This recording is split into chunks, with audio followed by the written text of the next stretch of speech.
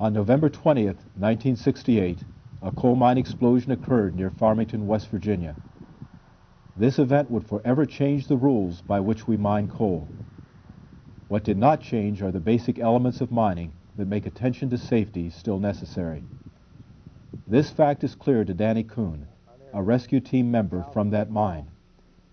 In an interview given 30 years after the disaster, he talks about his participation in the recovery efforts. Danny, what were some of the precursors that, in your opinion, were leading up to the explosion at Farmington in 1968? Well, there was nothing that spelled out disaster, imminent danger or disaster, but there was a lot of accidents, injuries, and it just, as these progressed, it seemed like they got a little worse in severity, and I don't know, it just give you an eerie feeling, or I had this eerie feeling. Of course, I hadn't not that much time in the mines at that time, but just little things, fire on a belt drive, which would extinguish really in a very short time, but just the accidents, and I don't know, everybody just didn't seem at the time were on their toes. And I won't say everybody, but and everybody had a feeling at that time it always happened to the mine over the hill. If anything happened, it happened to someplace else. It didn't happen here. And that particular time it happened here. It happened at number 9. Where were you on November 20th when the explosion occurred? I was off. I had been hurt on the 11th of November in a fire with the fire department. And I had stitches in my leg and in my hip. And calcium had concussion blew the calcium off the bones into the muscle. My leg was stiff, and I wasn't working. And my uncle, who was the engineer there, was going through the parking lot at 5:27 in the morning of the 20th when the mine exploded, and it exploded right in front of him. And there was no phones or no power or anything at the portal in for him to do any calling. And so he went down the road to the boy that actually worked at the mine there, and he went to his house and used his phone, and he called his wife after he'd called the superintendent and everything. And his wife, in turn, which was my aunt, called my mother and found out if I was working, because they knew I worked the midnight shift. And my mother told her no. Then my mother woke me and told me that they'd had trouble at the mine, that they'd had an explosion. So being on a rescue team at the time, I, even though I was handicapped by the leg, I could still fill air bottles or whatever needed to be done on the surface. So I proceeded to the mine, and of course I met a deputy sheriff at the entrance and wouldn't allow me to go up the road. And of course then I showed him my mine rescue pass, that I had a business up there, and of course he allowed me to go through then. And I got there at probably approximately 10 minutes after 6 when the second explosion came out. And I just couldn't believe it. I had thought all the time up there it might have been a pop on the section or something. I hadn't anticipated or never even dreamed of the entire mine affecting it, the mine the way it did, and the way that at the Llewellyn portal there was just no elevator there. Now the elevator was gone, and the smoke was bellowing out of the shaft after the second explosion, and just unbelievable. And knowing nobody on the Llewellyn portal bottom at that time could have survived that. I mean, you could tell that from outside. There was shuttle car tires and wheels that had been blown clear up the shaft, which were stored there on the bottom relatively close to the shaft. And it was like, say, the elevator head frame and all the structure around the elevator shaft and everything like that was gone. The fan at Llewellyn was also gone. Just unbelievable. Did you report to anybody at Llewellyn when you came on site? Yeah, the Cables Company officials there, and I asked him if the rescue team's equipment was right at Llewellyn portal. And at that time, they would not allow anybody to go up near the portal because of debris that was falling down after the explosion. And the rescue teams from the other neighboring mines had been called, and of course they were en route, and there was nothing we could do because really the members of the rescue team were all on a midnight shift, myself included, and they were all killed with the exception of myself. What was going on at A face at that particular time? A face was on the eastern side of the mine. Even the eastern side of the mine was not affected by the explosion. In fact, they continued to load coal until approximately 10 after 6, and their power went off. Their power was fed from the eastern end of the mine, in the slope area of the mine, and the power sources were not connected. So when the power was pulled from the mine on the eastern end, they lost their power, and their AC power. The DC power was still on a trolley, and they were told on the phone to come outside. They wasn't told what, they just told to come outside, so they proceeded to get on their man trip and started outside, and the DC power went off. Then they had to walk to the slope, which was probably at the most 2 miles. Once they arrived at the slope car was down on the bottom, and they just got on the slope car and rode outside. And still, at that time, had not been told the magnitude of the explosion on the other end of the mine. And they were brought outside, and of course they were told. Also, up at the old portal we had at 8th Run, there was a motor barn repair shop and shop at the bottom of the 8th Run shaft. We had 2 mechanics in there, and they were called also, and they answered the phone, everything being normal, and they were told to come outside, go over to the elevator and come outside. And they went over and got on the elevator and come outside, and of course immediately when they got outside they were told by one of the preparation plant employees that went after them that there'd been an explosion at Llewellyn. And of course they weren't aware of it either. And that was part of the group that got out. The remaining 7 got out up at Martha's Run shaft, were brought out in a bucket. There was 21 total that came out of the mine. Did you go to Martha's Run? Yes, I went to Martha's Run. I was at Llewellyn, and we were told that there were some people at the bottom of Martha's Run shaft, and some of the inspectors there were there from Bureau of Mines and from the state, weren't acquainted with the area at that time to know exactly where Martha's Run is. So I told them, I'll take you over. You follow me, and I'll take you over. And that's what I done. We got over there, then there was some truck there, and the bucket had not arrived yet. They had to go to Leverage Mine to get this bucket to bring these men out on. And at that time, there were no capsules and no escape hoist, emergency escape hoist or anything at that shaft. So we had got the bucket there, they got the bucket, and they dropped it down. They did not have enough rope on the cable to reach the bottom. It was over 500 foot deep. At that point, they brought it back up, put additional rope on it, then lowered it back down. And they started to bring the men out. They brought a 7 out at the Martha's Run shaft. Had they communicated with those men before? Now, what had happened, a neighboring mine up, our neighboring company, safety director there heard about the explosion, and he knew about that particular shaft being up there. He went to that shaft, more or less took it on his own to go up there, and he heard them beating on the water line. He knew they were men down there. So he proceeded to lower gas mask by rope, blankets, bradish cloth, self-rescuers. He lowered that down to them, and probably with the carbon monoxide contents that they were getting down there, and you got to picture this as blowing out, and the next thing in the shaft is intaking. And it's cold weather at the bottom of a shaft. It wasn't the fact the fans were running, but the fire was sucking the oxygen back in. So they were just sort of, air in the bottom of that shaft was sort of going back and forth from smoke to clear air. And then probably the gas, the fact to drop the gas mask down to them, give them protection from the carbon monoxide. And when they brought 3 at a time out in the bucket, and all of them, those 7 were rescued.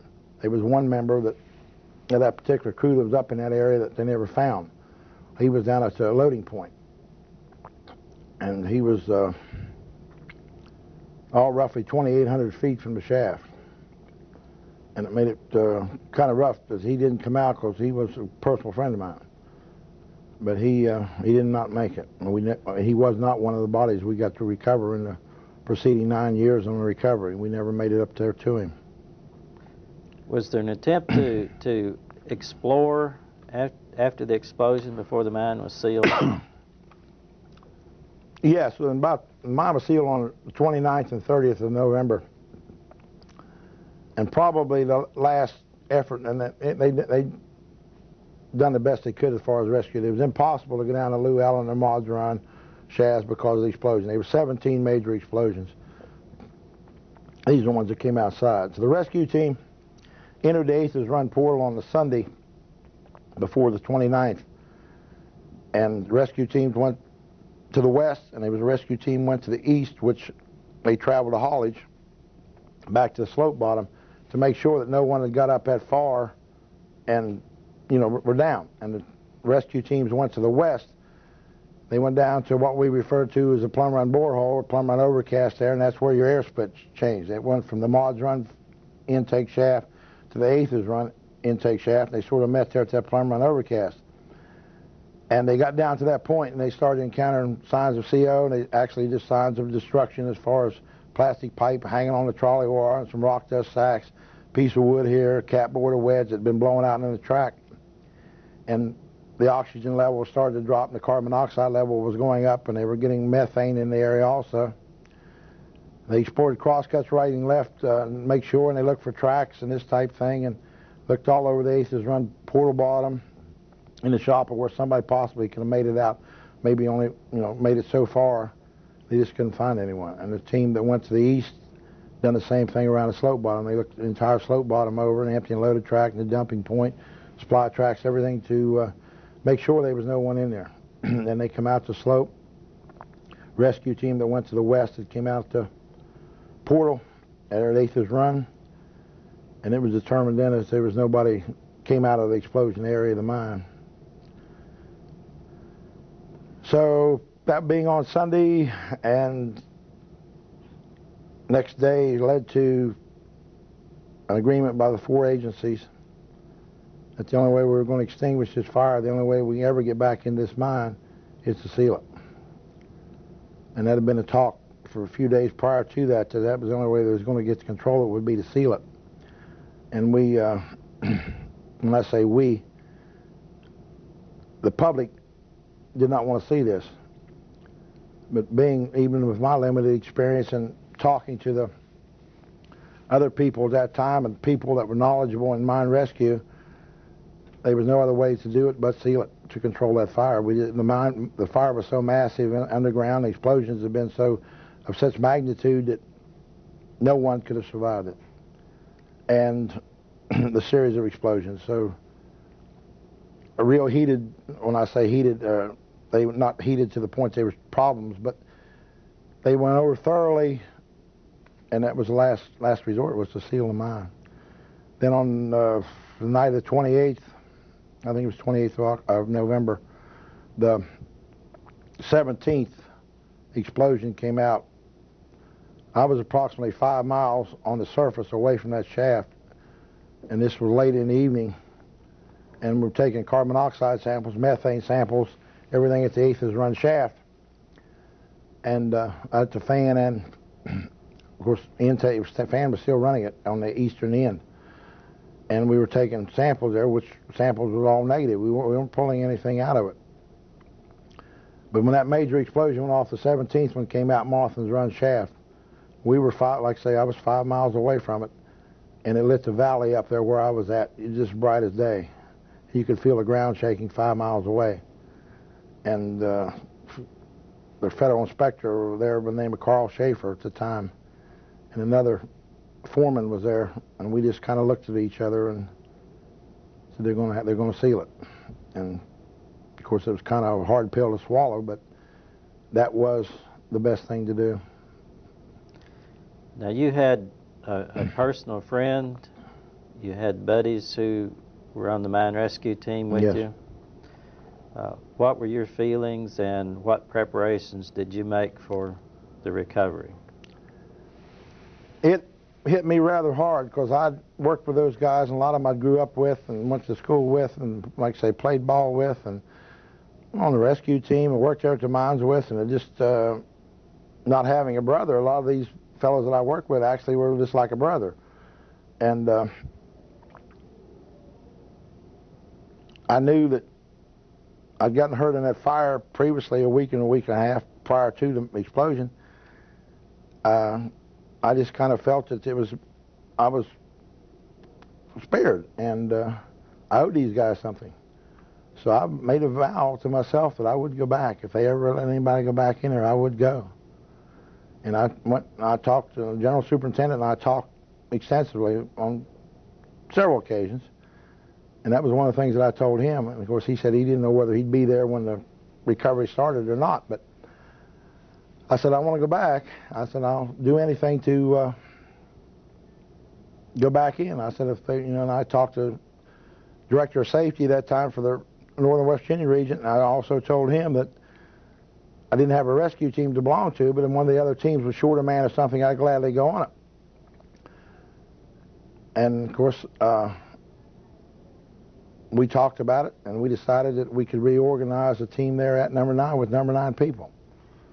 So we started in the spring of '69 training some new people, some new members, and they moved me up to captain, and then we got a team started and got it up, and we trained extensively through the spring and summer of '69, and on the 12th of September 1969 they opened the mine back up, and I was the first one that went in. Tell me about that. Tell me about the unsealing, the whole process, and what happened when you went inside.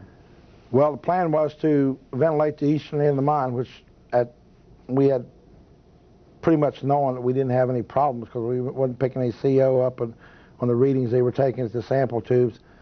And probably the biggest thing we had to worry about on opening the eastern end up was water. And we opened the seals on the slope, number 1 fan, and number 2 intake, and number 2 fan. And both fans were started, number 1 and number 2. And we went down on the slope bottom and opened the airlock doors, which were down there, and blocked those open to allow the air to flow. And took a lot of readings on the bottom, methane, carbon monoxide, oxygen readings.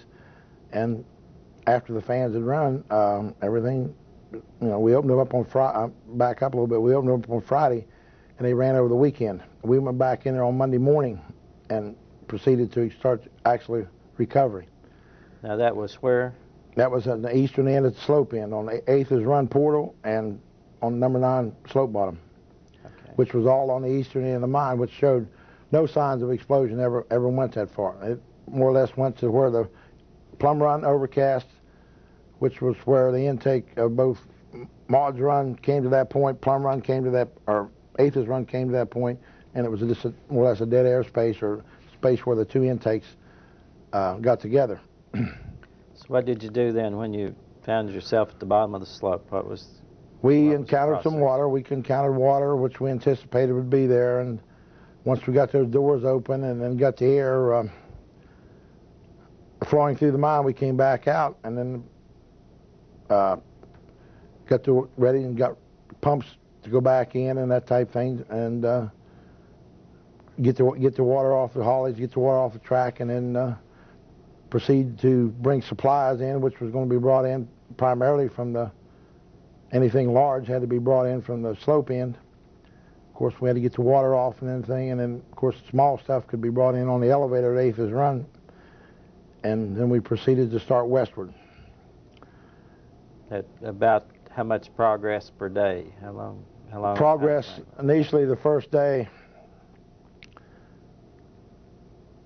we had built, or they had built carts, wooden carts with steel wheels, and they were designed to be pulled by horses. And this is a little story, but they brought 2 horses in that worked in mine, and been in the mining, several mines, I guess, Barney and Fred. And I guess when the Humane Society or something decided that it was too risky for the horses. So we had to bring the horses back outside, and the men had to pull these carts. They weren't too bad going toward the west because you're going downhill. It's when you had to pull them back the other way because we had no electrical power in the mine at that time. So we went down to where we encountered some signs of explosion, and we set up a base, fresh air base. Of course, we were not under apparatus as yet.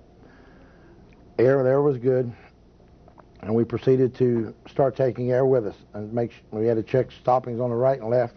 We were trying to take air down, and we encountered water roof. I mean, the water was clear to the roof, and we couldn't proceed any further. At that time, we started to lay an air line down there. We laid a 4-inch air line and a 2-inch air line, a 4-inch discharge.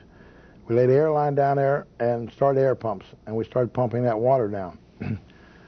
And we're talking a lot of water. We're talking 900 feet wide on the entries, and probably went for 15 blocks, 1,500 feet. That's a lot of water when it's all the way to the roof. So we proceeded to pump this water down, and this is 24 hours a day, 7 days a week on the water. And as the water went down, we had to continue to take our ventilation with us to make sure that everything was right, continue to make your checks. This all went well, very slow, very, very slow, pump that water down. So at the end of October, we went into mine. Actual recovery started on about the 15th of September. And the last of October, we had pumped the water down to where we seen a 50-ton haulage motor. And 28th, 29th of October, we found our first victim. He was out of the motor, laying alongside of the motor. And having known him all my life,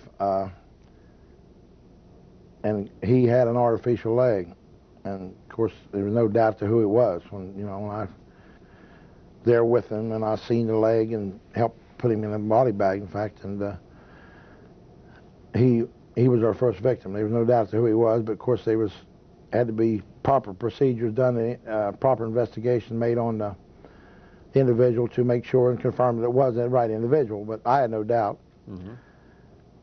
And that was the first motor. That motor was derailed. It was off the track. The air on that particular motor and the air cylinders for the air brakes were still up. Still had air on it. The air brakes were still set on that motor. That motor had been parked there, and the air brakes were set. Now, the empties that he was coupled to, or possibly had ran into, because the procedure was he wouldn't be coupled to those empties coming toward the western end of the mine. He'd be a tail motor, but he was up against those empties. Now, whether the motor ran into him or what, but having the air brake set, to me, kind of, and a lot of other people kind of felt that air brake was set because he was parked there. Mm-hmm. And normally, you would check yourself or slow your speed down with your electric brake. Empties from that motor, the front motor back to the rear motor, were off the track, derailed, trucks tore out from under them, crossways the entry, just domino effect all the way down through there. The tail motorman, we found him the next day, on the next shift, not the next day, the next shift, and he was setting in the motor. And his motor also was coupled to, the front car had a fall on it, half of his motor had a fall on it, but he was there just setting in the motor like he was operating it when something happened. Of course, the magnitude of this, to the novice that's not seen it, all these cars have to be moved in some way to get them out of the road, to clear the haulage, to get your supplies through, get you a good, safe travel way. Takes a lot of time, and a lot of people felt possibly you wasn't working as quickly as you could have. But you just get so many people in one entry, and you start moving the mine cars and everything else, you can't have a bunch of people there. Mm-hmm. It took a good while, and we had to do some roof support through there, and roof bolting and cribbing, and plus you got to maintain your ventilation, your stopping lines on the outside of each side of you. So we were able to get through there. Then 1970, we got down to, December of '69, we got to the Maud's Run shafts, both of which had been filled with gravel. We made some examinations around the bottom of them, and it was decided then that they would be cleaned from the surface. A shaft company came in and they bucketed or mucked the gravel out of the bottom of the shafts. That gave us 2 shafts, an intake and return. That was in December of '69, and a lot of work had to go on around. There was a lot of fires that went on around the bottom of that shaft, between the shafts. A lot of bad roof conditions. There were some falls at 25, 30 feet high. Now, by that time, about how much distance had you gone, and you'd recovered 2 bodies? We recovered 2 bodies in a period of 4 months, and we probably went 3,000 feet. And we got down to where these shafts were, and they, like I say, there was an extensive amount of fire around the shaft bottoms. Roof, rib, all this had to be supported. We roofed or bolted the top, and as we would load it out, we had to bolt the ribs as the fall went down toward the bottom. Then we proceeded to build arches and cover those with 5 by 7 ties to prevent any rock or anything else from falling between the bolts that were in there. Very extensive work, very slow, tedious work actually. And we were able to get down and get the 2 shafts cleaned out in December of '69. We proceeded to try to go westward toward the 6 North section, which would be the first working section. And we were unable to get in through the back way, through the bleeder system. We were unable to get in. Further exploration down toward the mouth of the section revealed it. Same problem. We had problems with getting into it. We were sort of at a standstill as to what to do. When I say we, everyone there to mine was kind of at a standstill, so we decided to bring some mining equipment in, the continuous miner, and mine through the barrier, mine through the solid block of coal into the working section. So that's what we proceeded to do, and that went to about March of 1970. Did you have a belt?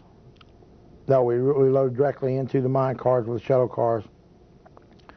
And coal, we had to mine the coal to get through, and we got through into the barrier, and of course in March of '70 into the 6 North area. A lot of falls in that area, particular area also. And we were able finally to get to the section, the face area.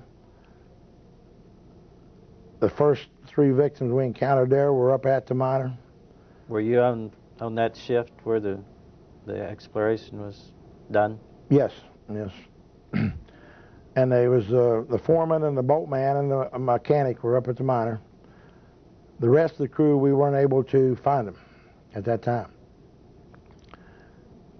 A lot of roof falls had occurred in that area, and we had to start again with bolting the roof, supporting the roof, and building cribs, this type thing. And as we loaded this rock and everything out, as the rock level came down, we bolted the sides, the ribs, till we got down to the bottom.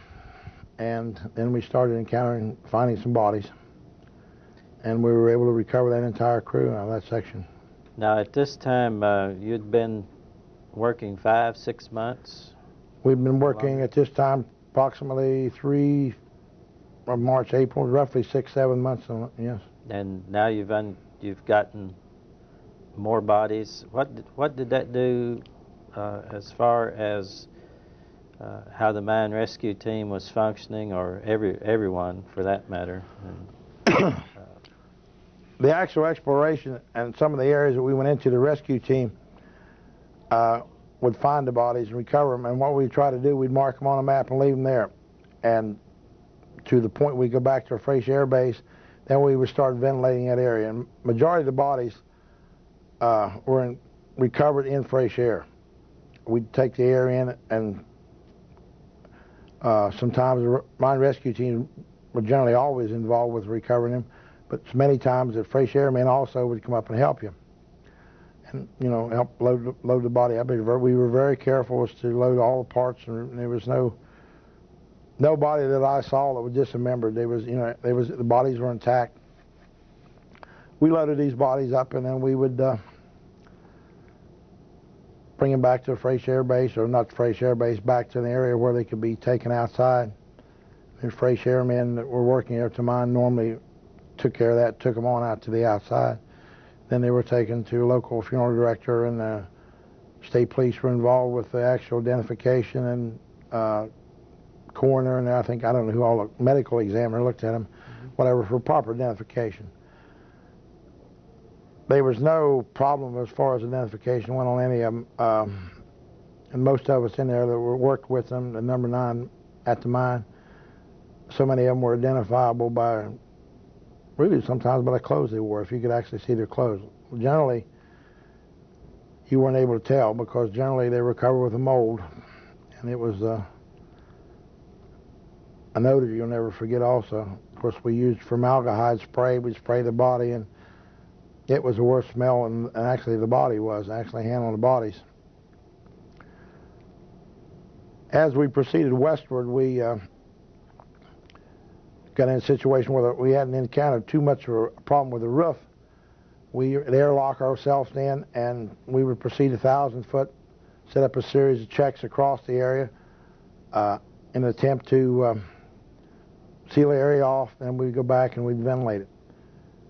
And we're talking an area 1,000 feet long, 900 foot across. All that area had to be explored, and we explored most of it then with fresh air. And if we encountered any roof falls, it was going to cause a hazard to the workers. All that had to be supported. The track had to be cleaned up. A lot of the track was not rolled over or rolled up in that manner, but the bottom had hewed over a period of time. The track was not level, it had hewed. We spent a lot of time in that area before we got down to the 7 North area, and that was a lot of rock dusting had to go on. All this area had to be rock dusted, and rock dusted very thoroughly, very, very heavily. And you're talking maybe 4 inches of rock dust at least was put on. And once that was done, we would proceed up again with another set of airlocks. We'd open one of the seals up, and we'd proceed through the seal and advance another 1,000 feet, or whatever we could get. A lot of times you didn't get 1,000, you might get 800. And you're not necessarily, your seals would run direct straight across, sometimes due to falls. We were restricted to putting maybe some extra checks in the crosscut, extra seals in to enable us to flush that out with the air. We bring the air up the right side, across the faces, or across the seal area and back down the right side, and enable us to recover that area and explore that area very thoroughly, and then in fresh air. We spent a lot of time in there. We got down to the mouth of the next section of 7 North, and the mouth of 7 North had fallen in. We weren't able to get in. We weren't able to get in through the bleeders in the back end. We tried that also. We were not able to get in due to roof falls. Then again, it was decided to bring the miner out of the 6 North area and proceed to split the barrier block. They brought the equipment down, and this takes time to drive 4 entries or 5 entries through that solid coal. Got the entries driven through, and we hit fall areas. We were able then to get into the 6 North or 7 North section. Once in on the section was devastated. It was totally wrecked, and no victims were found. This crew had survived the initial explosion. They had moved. We were restricted to getting out of 7 North to find them due to falls, so we decided then to come back in the solid coal. We drive parallel entries along with the 3 right section of 7 North, drive parallel entries down to near the mouth, and we cut into the 7 North mains. We drove those entries, and it was, again, you're talking 4 or 5 months to drive those entries, 2,600 feet, 4 entries wide.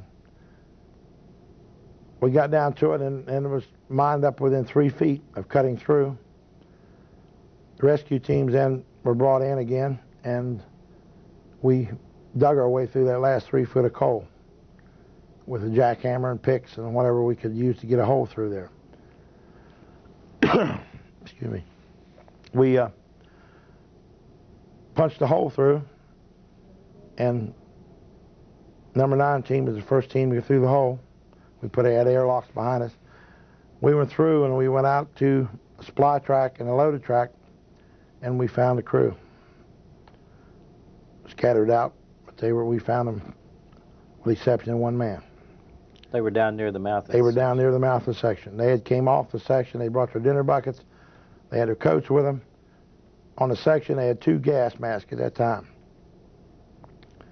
And they had the self-rescuers. They had the self-rescuers. The foreman had one of the gas masks. The other gas mask or one of the victims we never found. It was believed and thought, and myself probably feel that it was with the individual we didn't find. There was a large fall toward the mouth of the section. It's just assumed that he possibly was under that. We did not recover that fall. We did not find him. There was no indication as to him being up or at the fall. There was just no signs that he's under it, but we did not find him. That would have put him ahead of the rest of the He crew. was the head of the rest, and at the time the procedure was to man with the gas mask in front, man with the gas mask in back. The rest of them had a lifeline. The crew had a lifeline, or there was a lifeline available for them to hold on that lifeline and where self-rescuer. And it was assumed that he possibly was in that group, but he was the leader, and he may be up or under that fall. There was no lifeline found, but they were pretty well strung out in a line, and they were making an attempt to get out. So we needed to take the mining equipment out of 7 North area and brought it down to the mouth of 7 North. And additional mining had to be done in the barrier block between the track and 8 North Airways to go down behind the Llewellyn shaft and go into the 8 North area, plus in Llewellyn, which we later went into 8 North. We went to Llewellyn Airways. We got in the Airways. We, after approximately 5 months of mining, got down to the Airways. We cut into the Airways, and we ran into Roof Falls again, near the Llewellyn shaft. It was impossible to get to the shaft due to the roof falls, and decided then that we would probably clean them out from the top, using a shaft company would clean the shafts out, and we would try bring our equipment in. We start working on a roof fall start recovery area around Llewellyn shaft. They were able to do that and get the shaft open to the point we had intake air, and the shaft being initially was a 2-compartment shaft, both intake and return, we were using strictly as an intake shaft. We then got back into the cleaning up around the Llewellyn bottom, and the roof falls there were more extensive than what we'd encountered up in the Maud's Run area. They were much higher, much more extensive. You just couldn't see the end of them. And there was probably a 6-month period of time there that we spent in that area of roof bolting, loading the falls up, and got down to the bottom. There we started to recover some bodies. And the mechanics. What year was this? This would have been about 1970, 73, 72, 73 year. And we were able to recover the bodies, mechanics, rock dusters, dispatcher was on the bottom. Dispatcher Shannon at that time, the dispatcher at that time was underground. And we recovered the bodies of everyone on the bottom on that particular area and cleaned that all up, and it was decided then that we need to look at 8 North section. So we tried to explore from Llewellyn toward the mouth of 8 North, which was further to the west. We encountered water at the mouth of 8 North. We pumped the water down to the point it was below the mouth of 8 North. We left the water there, using the water as a seal to prevent any methane or anything build up down on the western end. So everything from the 8 North section to the face at 10 North was underwater. We made an attempt to go into 8 North section to explore that with the rescue team, and we got to the mouth of 8 North and encountered additional roof falls, big roof falls. So we were blocked in our attempt to go in through the mouth.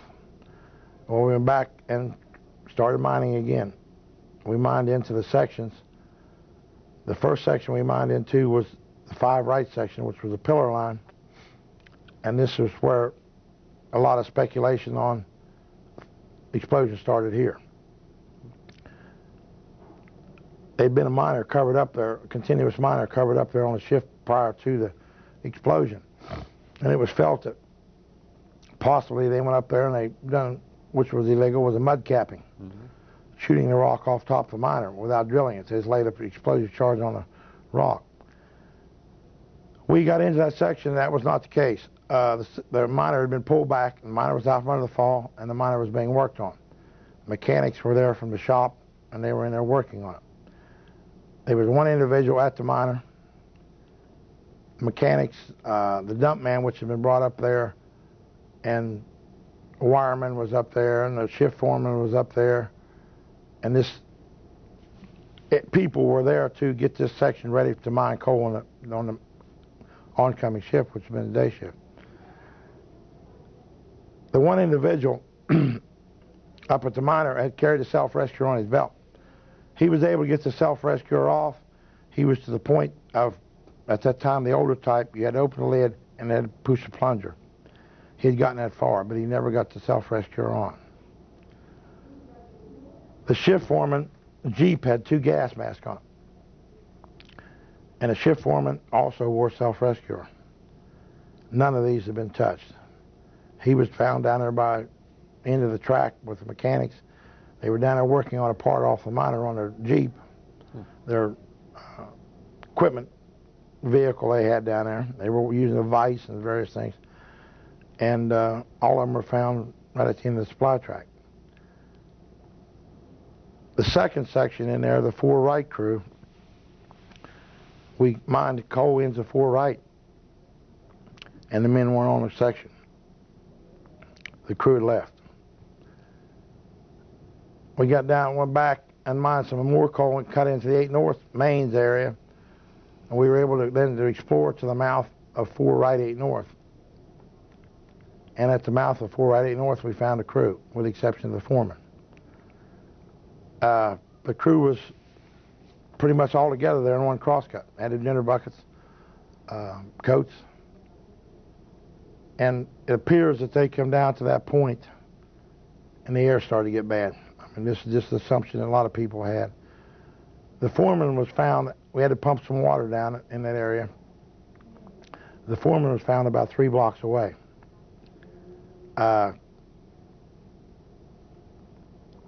Thought was, and comments were given, that he possibly was trying to see if there's any way out.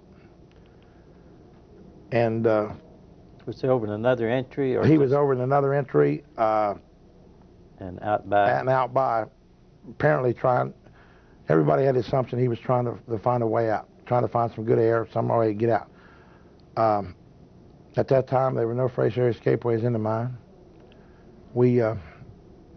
I was there when I went there. The first went there, I was always told, go to the return, get in the return, and get out of here. You know, and well, that's the only way you had, because all your belt was on the intake, your track was on the intake, and I thought that was a proper way. But then I give it some thought.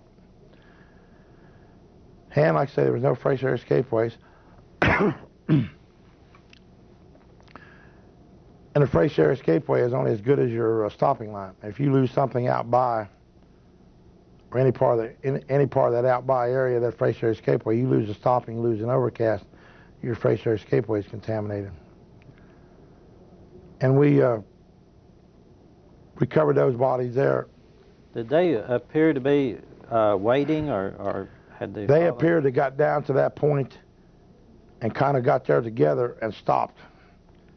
And that's why it led to the assumption that foreman possibly was trying to tell them, you guys stay here, I'm going to go see what I can see over here, what I can find. Those bodies were recovered, and we're leading up now probably to middle 74, late 74, 75 era, really. And that left us the main west area, the 9 north section, the main west sections, and the 7 south area. Well, we decided to go towards 7 South. When in the area, we had 2 working sections, plus the top end of 7 South was where the crew had got out to Mothman's Run shaft. We had two motor crews that we hadn't encountered. We'd found the mainline motor crews. We had motor crews that we had actually 5, 6 motor crews, but we hadn't found the motors or the motormen. So the mouth of 7 South was completely closed in with roof falls. There again, we had to come back to mining coal. We mined coal parallel with the old 7 South entries. And this took another 3, 4, 5 months to mine this coal till we got up to where we could cut into what was known as the parallel section of 3 right, 7 South. We got up to that point mining, and then rescue team dug the hole through. We went through and explored.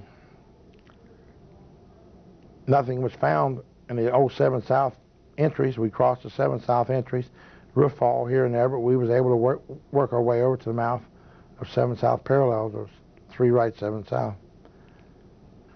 We went into the section, started into the section, and we encountered this crew, the bodies of the crew, which had also survived the initial explosion and was on their way out. We pretty well felt, one indication we felt that indicated to us that the crew was up there. We found one individual's mining hat up at the miner, or near the miner, in there by the breaker post. And the breaker post and everything was still standing. There was no roof falls up there. The miner was, looked like you go up and start it right up. But we found his hat. And that indicated to us and gave a strong indication that the crew was on the section when this occurred. And they were, all appearances were they were mining coal. That crew was recovered, and as we came out of there, not much damage on that section? Very low, no damage at all, no noticeable damage. The crew looked like they just shut the machines off and left. Of course, they were, they were dirty. And they must have known that something had happened. Something had happened. They grabbed their stuff and they started out. And as we came out there, we encountered assistant shift foreman on his Jeep, or his it was a portal bus, and not a portal bus, but it's a vehicle he rode in. It had been derailed, upset, laying on his side, and we found his body there with the Jeep. We recovered those bodies, and we then had another section in the 7 South area, which was the 6 right section. We, again, had to go back to mining coal. The 7 South entries were closed off. We mined coal up till we were parallel with 6 right.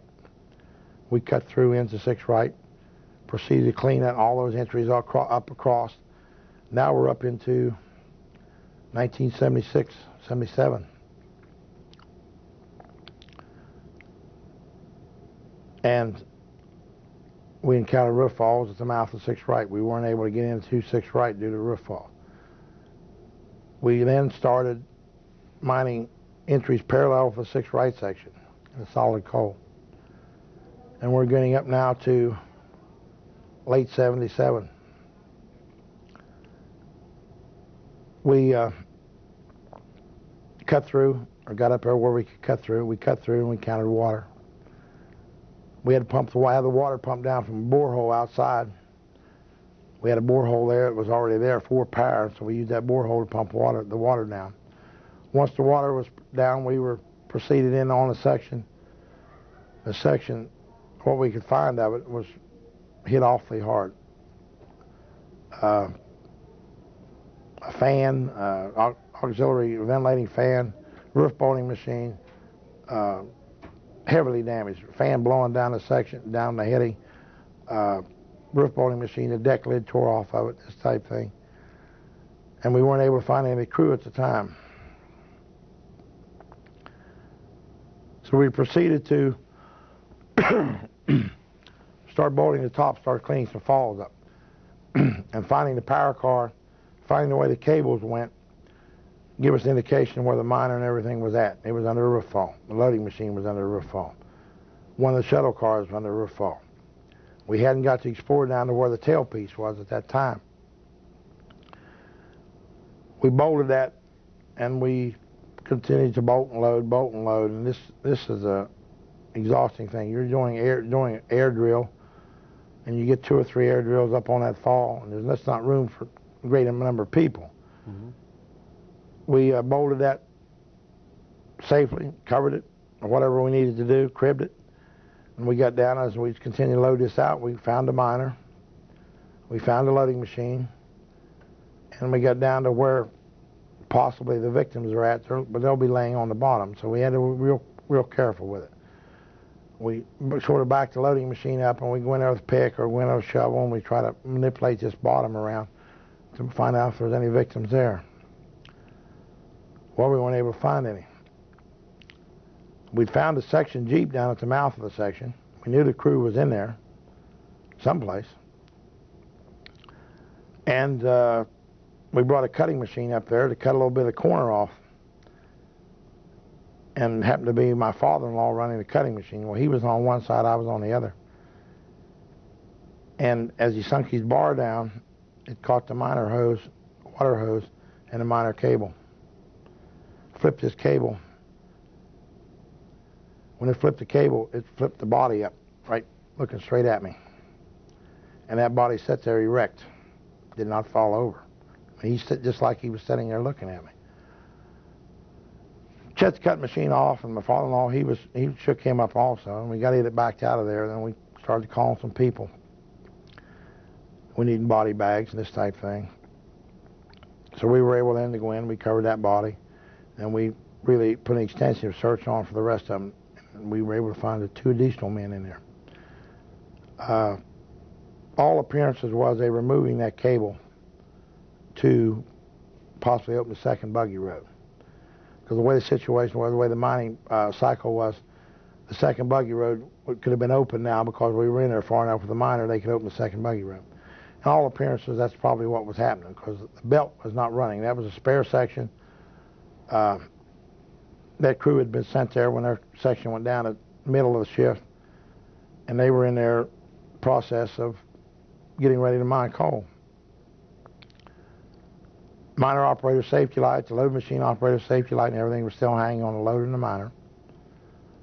The miner had been backed up probably 18, 20 inches, maybe 2 feet from the face. But this was the policy at that mine. On these bore sections, we'd bring these bore miners back for ventilation purposes. And once you run your canvas up alongside the miner, the bore miner had huge bores on it. Sometimes it was maybe obstructive ventilation. If we backed these up from the face and run a line curtain in, air would then ventilate across the face. Excuse me. All appearances was that miner had never been moved. Power, we could not tell whether power had ever been put on it or not. They were box of bits sitting there beside it, new box of bits. All this has been underwater also. But the new box of bits, the safety lights were still hung on the miner and on the loader. The 3 individuals there had died instantly. They had never went from where they probably were. They probably were handling that cable. This brings us up to about the spring of '78. This was during the winter months. We had to do some more mining to get around, to get further down on the section. The roof falls were extensive. We cut into an area where the tailpiece was at, and there was an individual at the tailpiece. No one, the shuttle car operator. He was sitting there ironically with a knife in his hand, whittling on a wedge. All that was found right there with him. And he had a habit of, he had a knife, a penknife, and he was always whittling when he had a chance. He didn't know there was anything wrong anywhere. The remaining crew, the remaining members that weren't recovered was in the main west area, which we talked about earlier about the water. We left the water in there to serve as a seal to prevent any methane buildup. That was all toward the west. There was a main west crew that was down there in the process of breaking 10 north section off. They were 2 mechanics in the 9 north area, and we had a mainline motor crew that was down there, was not found or recovered, and we also had a motor crew that was in 7 south area, between the 6 right and the 7 south area, which was never recovered. We found deck lids off of motors. We found resistance off of a motor, a radio that apparently was on a motor someplace in that area, in the 6 South area. But everything toward that Martha's Run shaft or toward the 7 South section itself was just full of massive roof fault. We tried to start a high pressure fan there on the Martha's Run shaft, and the water gauge went up astronomical. It just was pulling so hard that just couldn't pull air through them to any great amount. We were able to get some air through them. We ventilated with that for a while. But then it was decided that there was no further exploration. We couldn't do anything more in 7 South. Spring of '78, they announced that they were going to close the mine. And there was a lot of people upset over it, the fact that there were 19 bodies remaining that had not been recovered. Family members, of course, they got the family, got the union, and the federal and the state and the company all have to agree on this. And it was agreed upon that any further extension or any further exploration in the mine itself would endanger a lot of people's lives. So in August, preparation was started initially in the spring of '78. Through the summer area, we were recovering taking some of the motors, some of the equipment out. A lot of the equipment we're talking 10 years later now, is obsolete. A lot of equipment was left in there. It wasn't brought out because it was old and obsolete. And August of '78, was the last of the mine. That's when they started sealing it. There's a miners' memorial that was all 78 men's names are placed on it. It's located near the Llewellyn portal.